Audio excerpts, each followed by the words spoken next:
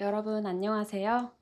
윙크 의사 서연주라고 합니다. 연주야, 너 왼쪽 눈 실명했대. 살아남았다는 사실이 너무 무겁기도 했습니다.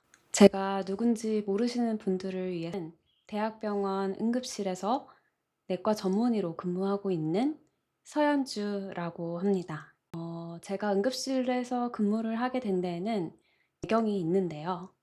자, 이 모습이 사실 과거의 저의 모습입니다. 지금이랑은 좀 다르죠.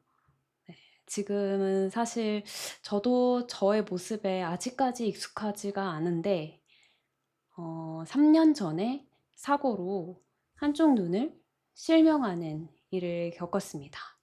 그리고 8번째 전신마취 수술을 받은 지 약 한 달 정도가 지났어요. 실명했다는 이야기를 제가 일하던 병원의 응급실에서 처음 들었습니다.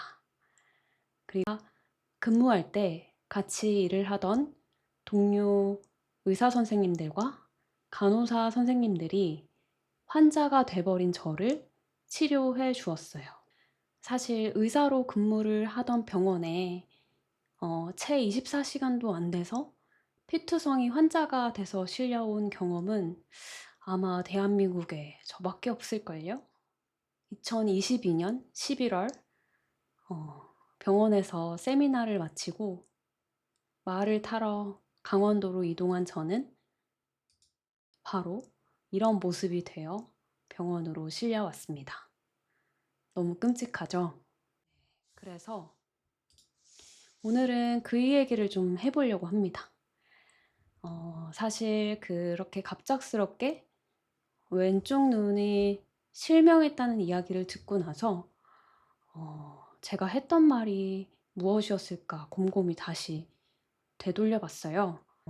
이렇게 병원 커튼이 쳐져 있는 병실에서 응급수술을 마치고 올라왔고 저희 엄마가 옆에서 담담한 표정으로 묵주 기도를 하고 계셨거든요. 그러다가 이제 제가 정신이 드니까 조심스럽게 한마디 하시더라고요. 연주야, 너 왼쪽 눈 실명했대. 뭐 하셔서 제가 뭐라 했는지 아세요? 아, 그래? 이 말이 제가 했던 말의 끝이었습니다. 그리고 한동안 말을 할 수가 없었어요.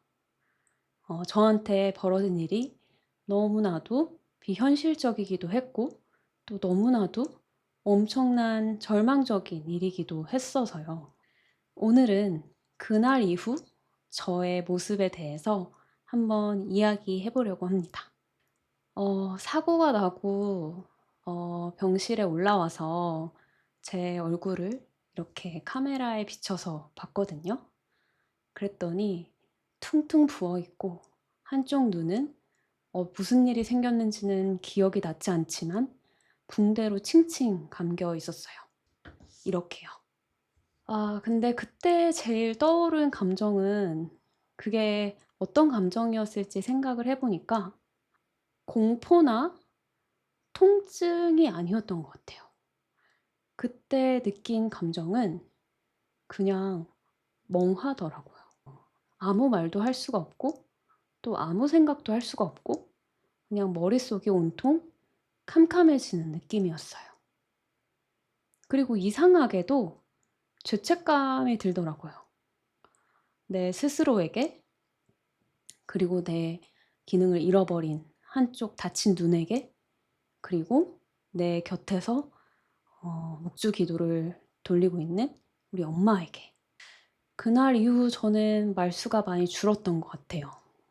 일단 현실을 받아들이는데 시간이 걸렸고, 그리고 앞으로 닥쳐올 다양한 변화들과, 그리고 상태가 나빠질 경우 보이는 눈까지 적출을 해야 한다는 이야기를 들은 터라서 굉장히 무서웠습니다.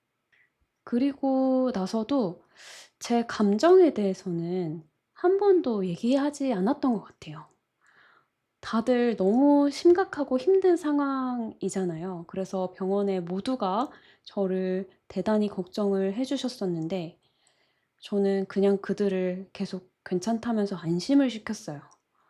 근데 사실 어떻게 괜찮을 수 있었겠어요. 저는 병원에서 굉장히 또 잘 해 나가던 젊은 의사였고, 또 갑자기 하루아침에 의사에서 환자로 상황이 바뀌었고, 또 게다가 영구적으로 한쪽 눈을 실명하게 되는 일까지 겪었잖아요. 그리고 미래도 불확실해졌고, 제가 과연 이 의사라는 직업으로 다시 돌아갈 수 있을지도 모호했어요. 살아남았다는 사실은 굉장히 다행이었지만, 오히려 살아남았다는 사실이 너무 무겁기도 했습니다. 그래서 저는 제 감정에 대해서는 들여다볼 생각도, 그리고 말할 생각도 하지 않았던 것 같아요. 그런 시간이 꽤 길게 이어졌던 것 같습니다. 매일매일의 치료, 그리고 매일매일의 일상들을 해 나갔지만, 그 일상들은 굉장히 어 무기력했어요. 병원 안에서 휠체어를 밀어주는 엄마와 검사가 필요하면 가고, 그리고 외래 진료가 있다고 하면 내려가고, 그리고 밥이 나오면 먹고, 잘 먹지는 못했지만, 그리고 누가 날 찾아오면 맞이하고, 그게 저의 일상의 전부였는데, 그 과정에서도 저는 제 감정을 드러낸 적이 없었던 것 같아요. 그런데 그럴 때 제게 또 다른 종류의 말을 걸어 주신 분이 계셨어요. 저희 병원이 특수하게 가톨릭 재단에서 운영하는 병원이라서 신부님, 수녀님이 계시거든요. 처음에는 신부님, 수녀님이 찾아와서 막 기도를 해 주신다고 하는데, 제가 가톨릭 신자였는데도 불구하고 그게 되게 거부감이 들었어요. 왜냐하면 내게 벌어진 이 일이 뭔가 동정을 받는 것 같아서, 연민의 감정인 것 같아서 그걸 거부하고 싶더라고요. 근데 하루는 신부님께서 보온병에다가 커피 한 잔을 이렇게 내려 가지고 오셨어요. 그래서 이 커피는 무슨 뭐 얘가 제프 어디 커피고 무슨 향이 나고 어떻다, 이렇게 하면서 저와 엄마에게 커피 한 병을 두고 가신 거예요. 본인이 직접 내린 거라고. 그래서 '아, 이 와중에 무슨 커피가 웬 말이야.' 저는 예전에 바쁘게 일할 때는 커피는 그냥 잠을 깨우는 용도의 음료였지, 이 향이나 그리고 종류에 대해서까지 생각을 하고 마신 적이 한 번도 없었어요. 근데 이렇게 갖다 주시는 그 모습이 저한테는 되게 어 여유 있고, 또 어떻게 보면은 지금 내가 처한 상황에 비해서 너무 가벼운, 혹은 내가 처한 상황에 비해서 너무 '일상적인 내용이 아닐까?' 그런 생각을 했었습니다. '나는 지금 이런 것에 신경을 쏟을 마음의 여유가 없는데.' 그런 생각을 했었던 것 같아요. 근데 그 커피를 그래도 마셔 보니까 또 꽤나 맛이 있더라고요. 그리고 나서 다음날 신부님이 또 똑같이 다른 보온병에다가 다른 종류의 커피를 담아 가지고 오셨어요. 이번에는 뭐 케냐 어디서 나온 커피고 뭐 "이런 향이 난다."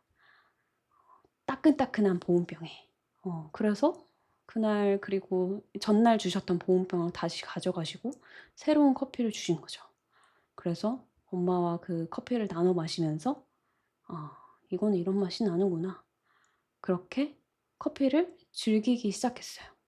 그래서 매일매일 무기력하고 지루하고 또 막막했던 하루가 커피 하나로 오늘은 예가체프의 날, 오늘은 케냐의 날, 이렇게 달라지는 거예요. 그게 저한테 그렇게 위로가 될 줄 몰랐어요.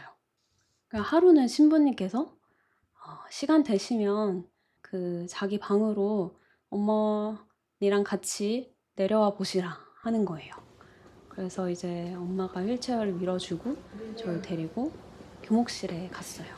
그랬더니 아주 열심히 이렇게 드립커피를 이렇게 준비해서 과자랑 같이 내려주시는 거예요. 그래서 이거는 사실 나의 지금 엄청난 절망스러운 상황에 비해서 너무 사소하기도 하고 또 너무 가볍기도 한 사치 같다는 생각을 했는데요. 근데 막상 그런 순간을 경험하고 나니까 '아 이게 또 이렇게 살아내지는구나.' 라는 생각이 생기면서 조금 더 저에게 벌어진 일을 담담하게 받아들일 수 있는 용기가 생겼던 것 같아요. 회복은 저한테는 그렇게 시작됐어요. 일상에서 지나쳤던 커피 한 잔, 그리고 예쁜 꽃 한 송이의 위로가 저를 세상으로 다시 돌아올 수 있게 해 주었고, 치료도 조금 더 열심히 받을 수 있는 마음을 만들어 줬던 것 같아요. 아주 사소한 선택의 반복, 아주 사소한 일상을 누리는 행복, 이런 것들이 어떻게 보면 우리 삶에 벌어지는 아주 큰 시련을 이겨내는 무기가 될 수 있는 것 같아요. 그 일상에 반복되는, 그리고 매일매일이 달라지는 그런 사소한 경험들을 통해서 저는 어느덧 나아가고 있었고, 그리고 그 과정 속에서 스스로 치유를 하고 있더라고요. 이게 제가 이번 유튜브 시즌에서 회복의 기술이라는 시즌을 좀 시작해 보려고 하는데, 제가 8 번이나 수술을 받고 회복하는 경험을 했잖아요. 그럴 때 다시 무너지고 수술을 반복하게 될 때마다 좌절에 빠졌었는데, 어떻게 마음을 그리고 몸을 잘 관리해서 회복해 나갈 수 있었는지를 이제 여러분들께 하나하나 다 풀어 보려고 해요. 회복은 기적적인 게 아니더라고요. 아주 사소한 책 읽기, 글쓰기, 커피 마시기, 걷기, 대화, 이런 것들이 치유의 시작이었고 회복의 기술이었습니다.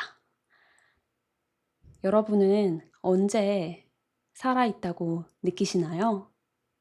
오늘의 저의 이야기가 지금의 어려운 시간을 겪고 계신 분들께 위로와 희망이 되길 바라며, 여러분의 일상에도 그때 신부님이 내어주신 커피 한 잔 같은 아주 사소한 위로가 닿기를 바랍니다. 여러분, 윙크의사였습니다.